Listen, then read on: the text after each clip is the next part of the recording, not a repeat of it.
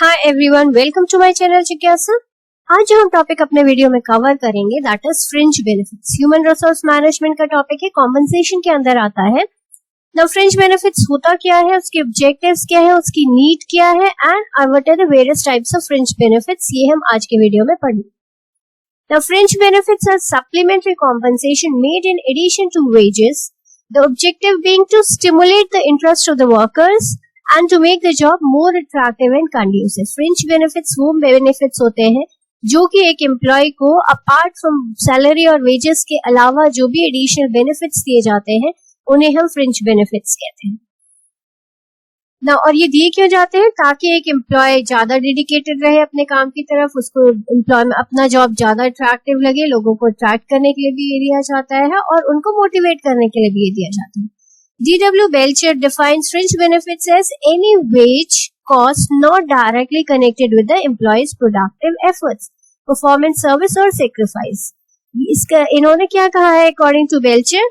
वो कोई the wages, any wage cost, वो वेज की जो कि डायरेक्टली कनेक्टेड नहीं है किसी की प्रोडक्टिव एफर्ट से, परफॉर्मेंस, सर्विस से या सेक्रीफाइस, तो उसे हम फ्रिंज बेनिफिट्स कहते हैं। See fringe benefits are not incentives को हम फ्रिंज बेनिफिट्स नहीं कहते हैं कि आपने ज्यादा अच्छे से परफॉर्म किया तो आपको इतना परसेंट इंसेंटिव मिलेगा, उसे हम फ्रिंज बेनिफिट्स नहीं कहते हैं। हाँ, वो सारे बेनिफिट्स जो कि आप उस जॉब में हैं, आप उस ऑर्गेनाइजेशन में जॉब कर रहे हैं, उस वजह से आपको जो भी सैलरी और बेनिफिट्स के अलावा जो भी एडिशनल बेनिफिट्स मिल रहे होते हैं, लाइक लाइफ इंश्योरेंस मिल रहा है, या फिर हेल्थ इंश्योरेंस मिल रहा है, या फिर कैंटीन फैसिलिटी मिल रही है, या फिर आपको ट्रांसपोर्टेशन फैसिलिटी मिल रही है, मैटरनिटी लीव्स मिल रही है, इन सारे फैसिलिटीज को, बेनिफिट्स को हम फ्रिंज बेनिफिट्स कहते हैं।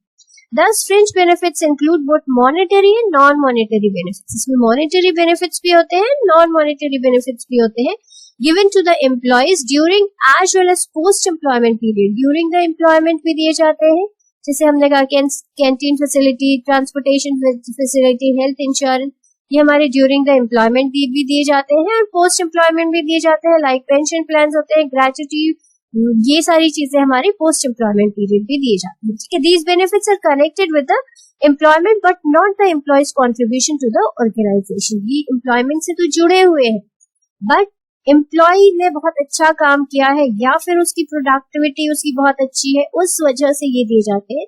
ये सिर्फ इसलिए दिए जाते हैं because you are working, you are attached to it, you are connected with that employment, that is why you are getting all these additional benefits. Now main features क्या है? It is a supplementary form, ये wages and salaries के अलावा होता है। Paid to all employees, these are paid to all employees. इसमें हम differentiation नहीं करते हैं कि बहुत अच्छा प्रोडक्टिव एम्प्लॉय है या नॉन प्रोडक्टिव एम्प्लॉय है या एवरेज एम्प्लॉय है, हम ये सारे ही एम्प्लॉयज को पे करते हैं, देते हैं। Indirect compensation, one or the other way, it is indirect compensation to the employees. Employees को इनके फायदे के लिए ही ये होता है। helps raise the living conditions, जिससे जो भी एडिशनल बेनिफिट्स मिल रहे होते हैं वो in one or the other वे वो जो एम्प्लॉय है उसके लिए कंट्रीब्यूशन है। हो सकता है कि मान लो हेल्थ फैसिलिटी उसको दी जा रही है, या फिर उसको उसके बच्चों को स्कूल फैसिलिटी दी जा रही है एट रिड्यूस्ड रेट या फिर विदाउट एनी पेमेंट। ये सारे में उसका कहीं ना कहीं खर्च होता है जो कि उसका सेव हो रहा है। तो it also raises the living standard of one employee and may be statutory or voluntary. See, statutory होता है जो कि legally compulsory है according to the Factories Act 1948 या various legal laws बनाए हुए हैं एम्प्लॉयज के बेनिफिट्स को प्रोटेक्ट करने के लिए। तो ये उसके अकॉर्डिंगली भी हो सकता है और उसके अलावा भी हो सकता है। Now, why do we need these fringe benefits? हमें क्यों चाहिए, हम क्यों पे करते हैं? हम एम्प्लॉय को एक सैलरी एंड वेजेस दे रहे हैं, उसके अलावा हम क्यों देते हैं एम्प्लॉयज को फ्रिंज बेनिफिट्स? पहला है हमारा to recruit and retain talented personnel in the organisation.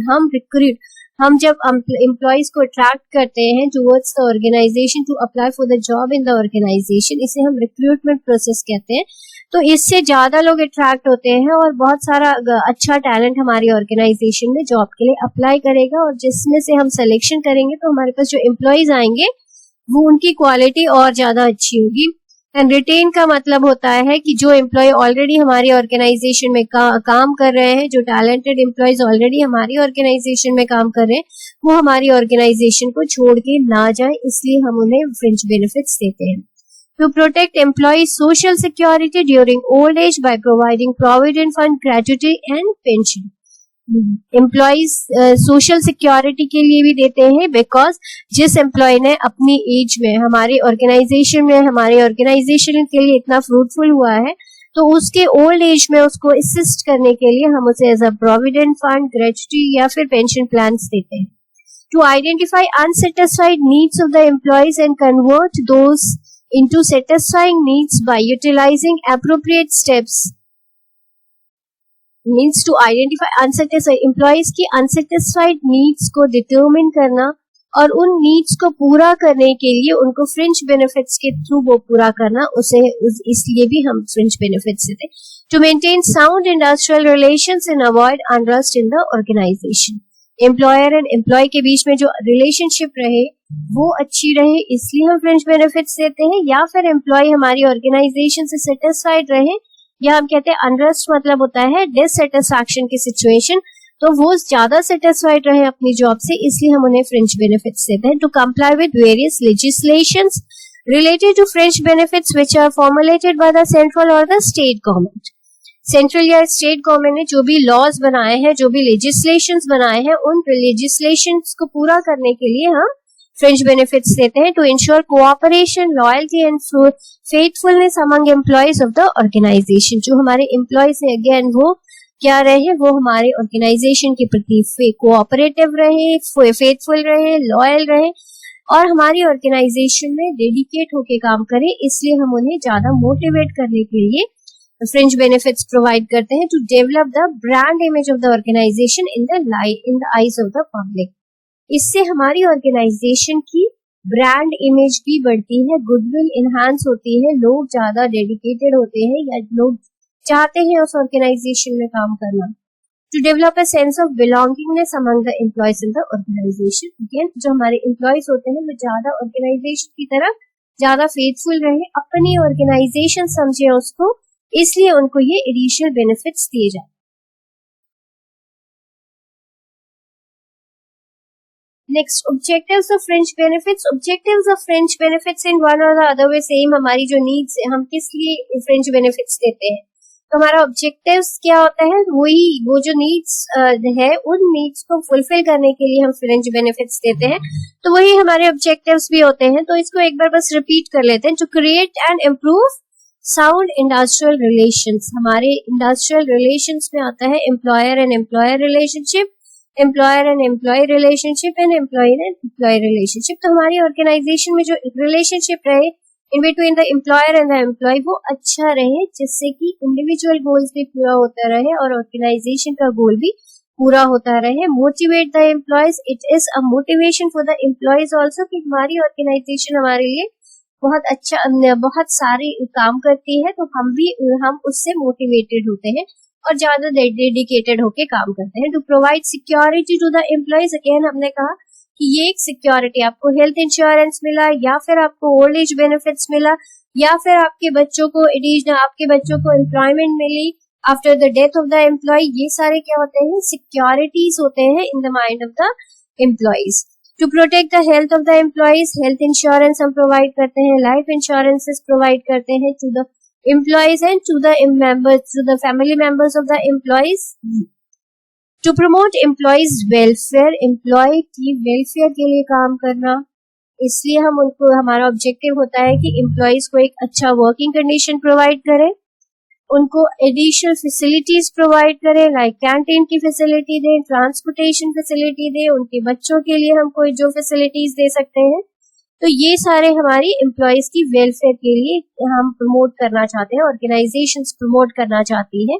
That is why they give the fringe benefits to create a sense of belongingness, again वो अपना समझे उस ऑर्गेनाइजेशन को, to meet the requirement of the various legislations relating to the fringe benefits, again जो हमारे legal requirements हैं government की तरफ से, उनको फुलफिल करने के लिए एक ऑर्गेनाइजेशन को फ्रिंज बेनिफिट्स पे करने होंगे।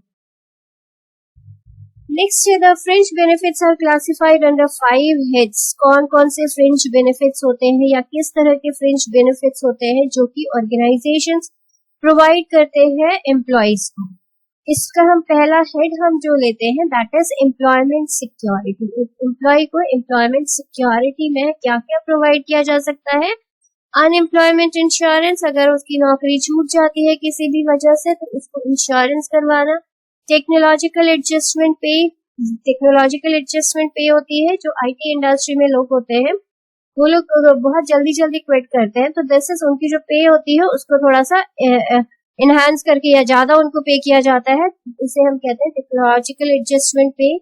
पे लीव, ट्रेवल पे, ओवर टाइम पे, leave for negotiations, leave for maternity, leave for grievances, holidays, cost of living, bonuses, call back पे होता है जिसे हम कहते हैं over time pay. Layoffs, jobs to the sons and daughters of the employees and the like, ये हमारे क्या होते हैं? एम्प्लॉयमेंट सिक्योरिटी, वो सारे बेनिफिट्स जिससे एक एम्प्लॉय को सिक्योरिटी मिलती है। नेक्स्ट है हमारा हेल्थ प्रोटेक्शन। एक एम्प्लॉय की हेल्थ को प्रोटेक्ट करने के लिए, उसके फैमिली मेंबर्स को एक सिक्योरिटी प्रोवाइड करने के लिए जो बेनिफिट्स दिए जाते हैं that can be accidental insurance, disability insurance, health insurance, hospitalisation insurance, life insurance, medical care insurance, sick benefits and sick leaves. Next हमारा हेड होता है old age and retirement. Old age में असिस्टेंस देने के लिए या रिटायरमेंट के बाद में उनको असिस्टेंस देने के लिए उनको से income plan, deferred income plans होते हैं, पेंशन प्लान्स होते हैं, gratuity, provident fund, old age assistances, old age counselling and medical benefits for retired employees, travelling concessions to retired employees, jobs to the sons and daughters of the deceased employees and the like. These are the benefits जो कि old age के बाद में एक employ को help करते हैं जो कि ऑर्गेनाइजेशन के द्वारा पे किए जाते हैं। Personal identification, participation and stimulation, इसमें हम आते हैं individual to individual. Anniversary like benefits like anniversary awards मिल सकते हैं, अटेंडेंस बोनसेस मिल सकते हैं, canteens, cooperative credit societies. Cooperative credit societies होती है कि आप एक कोऑपरेटिव सोसाइटी बनाई जाती है जिसमें से कि अगर आप क्रेडिट लेते हैं तो आपको उसमें जो रेट ऑफ इंटरेस्ट होता है वो काफी कम पे करना होता है। Educational facilities, beauty parlour services, housing, income tax aids, counselling, quality bonuses, recreational programmes, stress counselling, safety measures, ये हो सकते हैं 1-to-1 services.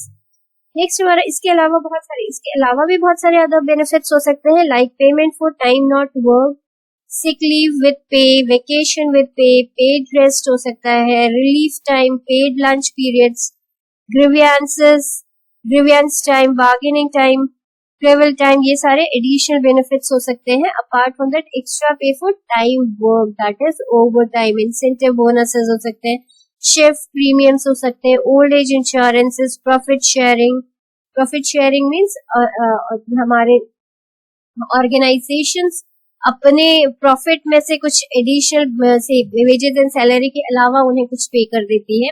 Unemployment compensations, Christmas bonuses, Diwali bonuses, food cost subsidies और रिक्रिएशनल फैसिलिटीज प्रोवाइड कर सकती है। Retrenchment compensation, industrial dispute act 1947 में कुछ लेजिस्लेशंस बनाए हुए हैं, उसके अकॉर्डिंगली रिट्रेचमेंट का मतलब होता है जब एक एम्प्लॉय को ऑर्गेनाइजेशन से निकाला जाता है, not because that employee is not working in properly in the organisation, या हम उस वजह से निकालते हैं बिकॉज ऑर्गेनाइजेशन में अब रिक्वायरमेंट नहीं है। तो उसके लिए देयर आर सर्टेन प्रोविजंस, उनको कितना पैसा देना चाहिए, कितने समय तक पैसा देना चाहिए, वो सारी फॉर्मेलिटीज पूरी करना। ले ऑफ कॉम्पनसेशन भी अगेन, इसमें भी एम्प्लॉय का कोई कसूर नहीं होता है, उसको टेम्परेरीली एक समय तक ऑर्गेनाइजेशन के पास काम नहीं होता है और उसको कुछ समय के लिए एम्प्लॉयमेंट नहीं दिया जाता है और उसके लिए भी उसे कुछ कॉम्पनसेशन पे किया जाता है जो कि लीगली इंडस्ट्रियल डिस्प्यूट एक्ट में सारे प्रोसीजर्स लिखे हुए उसको कंप्लाई करते हैं। तो दीज आर बेसिकली हमारे ये जो फ्रिंज बेनिफिट्स हैं, ये डिफरेंट ऑर्गेनाइजेशंस अपने हम कह सकते हैं कैपेसिटीज के अकॉर्डिंगली, अपनी कैपेबिलिटी के अकॉर्डिंगली, अपने जो भी इम्पोर्टेंस उन्हें लगती है उसके अकॉर्डिंगली या फिर जो एम्प्लॉयज है उनकी नीड के अकॉर्डिंगली वो जो भी फैसिलिटीज देना चाहती है वो अपनी ऑर्गेनाइजेशन में प्रोवाइड कर सकती है। तो अब हम आते हैं फ्रिंज बेनिफिट्स एट विप्रो। हमारी जो विप्रो कंपनी है वो कौन कौन से फ्रिंज बेनिफिट्स देती है? कैश कॉम्पनसेशन देती है, सोशल सिक्योरिटी एंड वेलबींग के लिए देती है, डेवलपमेंट एंड एजुकेशनल फैसिलिटी देती है, एम्प्लॉय स्टॉक परचेज प्रोग्राम देती है कि एम्प्लॉयज हमारी ऑर्गेनाइजेशन के स्टॉक को परचेज कर सकते हैं at a discounted rate, leave of absence programmes, relocation programme देती है, रेलवे में half fare concession, season tickets देती है, family services, areas of child care, home care, elder care, bonuses और रिकमेंडिंग न्यू एम्प्लॉयज। अगर आप अपनी तरफ से कोई न्यू एम्प्लॉय रिकमेंड करते हो, वो हायर हो जाता है तो आपको बोनस दिया जाता है। Special conditions for insurances, sicknesses and additional income plans देती है। तो these are all the benefits जो कि विप्रो का ऑर्गेनाइजेशन प्रोवाइड करती है। ऐसे ही there are various organisations who are providing different facilities to their employees. So hope you would have understood this fringe benefits properly, and still you have any concern, you can write to me on my comment box, and please share and subscribe if you like the video, and also press the bell icon so that you will get the notifications. Thanks for watching. Thanks for giving your precious time.